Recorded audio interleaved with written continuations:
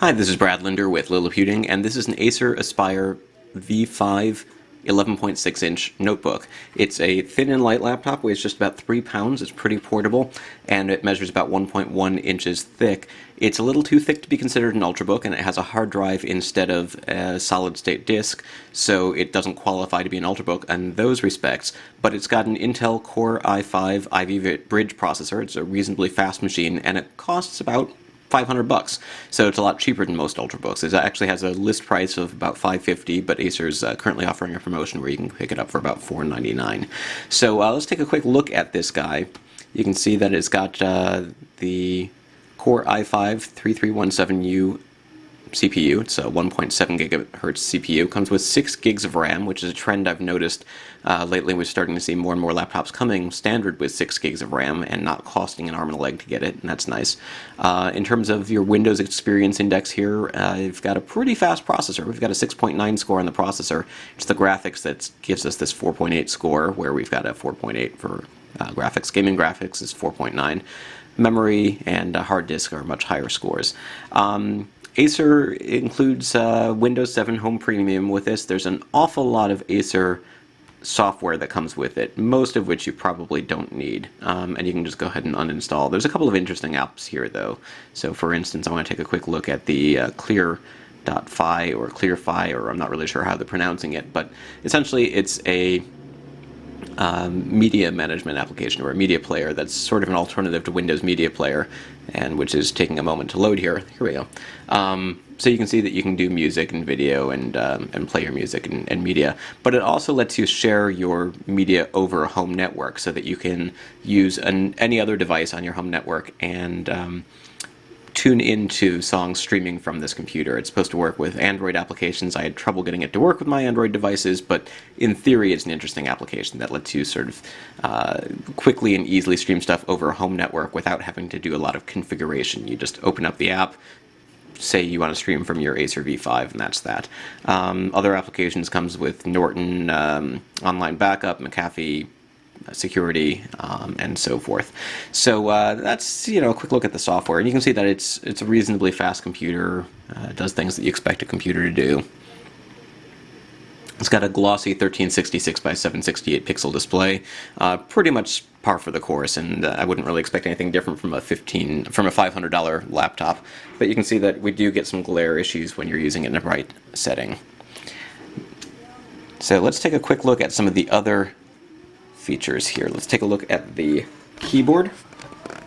It's a very comfortable island-style keyboard, which means you have a little space between these flat keys. I find that typing on it is really pretty pleasant overall, except for the arrow keys. We've got these 6 keys which are jammed into the space that you would normally expect for maybe 2 or even 1.5 keys, just below the shift key. This wouldn't be a huge problem if it was just arrow keys, but this is also what you use the function key to do the home and end, volume up, volume down, brightness controls. So it's kind of annoying that these keys are so small, and I find it's a little difficult to hit them by feel. I usually have to look down when I'm doing that. The touchpad is a clickpad style touchpad here, which means that you click in the bottom right hand corner to do a right click, but everything else you can click pretty much anywhere on the bottom half to do a left click, and you get 2-finger gestures and so forth. It's a little bit narrow, but overall, given the small space that they were working with, I think Acer did a decent job with the touchpad. I have a better experience using a plug-in mouse, but I'm a mouse kind of guy. The other thing I really kind of like about this surface area is that even though it's plastic, it feels like sturdy plastic, and if you push down pretty hard on the center, you don't get a lot of flex. There's a little bit, but not a lot of flex, and I think that's partly because this one large piece of plastic covering everything, including the area around the keyboard. Just close it up and take a look at the sides here. We've got 2 USB 2.0 ports and a headphone jack. We've got a power adapter and a lock port. USB 3.0 port, just the one, HDMI, vent, VGA, Ethernet, and in the front there is a SD card slot. On the bottom there's what looks like one large access panel. that's held together by one screw, but I took that screw out and I really couldn't easily get the access panel to come off. So theoretically underneath this should be the RAM and the hard drive if you want to be able to do some upgrades, but you're going to have to figure out how to pry that off in order to do that, and that's something that I wasn't necessarily going to do on this demo unit which Acer loaned me and which I have to send back. The battery is a 4-cell battery which is held on using a kind of odd mechanism here where you're encouraged to use a pen or something, but you can sort of grab it with a fingernail and pull this aside while pulling the battery out, and we've got the battery. So you can see that it's a 4-cell 37 watt-hour battery, and Acer says you should be able to get up to 5 hours of battery life. In my tests I find about 4 to 4.5 is more realistic. Unfortunately there is not a larger battery option, so if you wanted a 6-cell battery or something you might have to look for a third-party battery. Acer's not going to sell one, at least not right now. So 4.5 hours isn't really great, but for a laptop that has an Ivy Bridge processor and sells for $500, you could probably do worse. The top looks like it has a brushed aluminum finish. It's really just plastic that's made to look like brushed aluminum, and it's a little bit tacky, but you know, it actually looks pretty decent, and as long as the finish doesn't erode over time, I think it should do well. And it doesn't really show fingerprints. It's not a glossy surface per se. So anyways, there you go. That's a quick look at the Acer Aspire V5.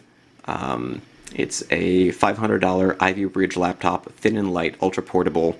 That is not an Ultrabook, but offers very Ultrabook-like performance. One thing that it doesn't do quite as well as Ultrabooks, because of the fact that it has this hard drive instead of a solid-state drive, is boot quickly. It takes about 58 seconds to do a cold boot, but it takes just about 3 seconds to resume from sleep. So if you don't actually shut down the computer very often, you shouldn't have any real problems with that sort of speed and performance. If you really want something that you can shut down and boot to a usable desktop in 25 seconds, this might not be it. Uninstalling some of the applications that come with it might help speed up that boot speed a little bit, because I've noticed that a lot of things sort of have to load before you can get to a usable desktop. But before you even really see the Windows desktop screen at all is 40-45 seconds, and then you've got a little bit longer before you can really start working with it. So boot speed's not the fastest, but overall performance is pretty great, and I found that comparing it with other Ultrabooks that I've tested, including the Toshiba U845W and the Lenovo IdeaPad U310, it does just about as well on benchmarks as those laptops, but it costs substantially less. Again, Brad Linder, and a quick video review of the Acer Aspire V5 11.6-inch notebook. You can find more at Liliputing.com.